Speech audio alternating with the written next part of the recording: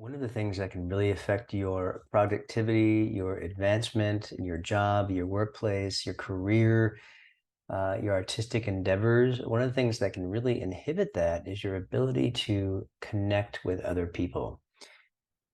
Now, this is a topic that, again, I think has been a little convoluted, and a lot of people think that you need to do a set of steps to connect with people. You need to uh, build rapport, you need to match and mirror them, you need to do all of these things, or they feel that they're not good enough and they're lacking something and they compare themselves to others and they feel inferior.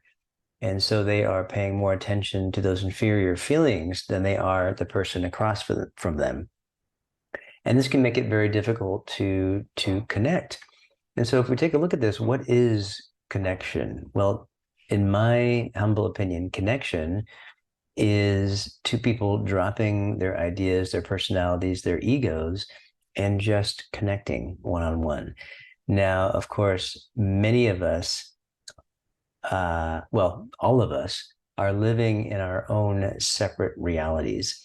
So if I want to connect with you, or if you want to connect with me, and I seem very aloof, or I seem distracted, or I seem, uh, just maybe I seem angry, it can be really easy for you to take that personally, right? Like maybe I don't like you or something, or there's something that you did, and it can feed our insecurities. But here's what we need to realize. We don't know what's going on in the other person's mind. We don't know what's going on in their separate reality. And so knowing that we all have separate realities can create a little bit of a separation when it comes to our reaction to other people's behavior. And this is obviously easier said than done. But it is so important. And when we realize that their behavior is a result of their perception and their own reality and may have even nothing to do with us, it can create a space where we are less judgmental, where we are less self-conscious, and it can create a space for that other person to maybe drop their ego a bit and to begin to settle their mind a little bit.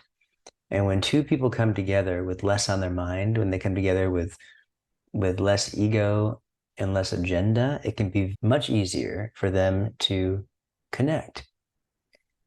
Now, of course, you can always, there's room for tactics, right? You can always be interested in somebody and try to find out what interests them. That is a great way to get them speaking and to get them to get into their world.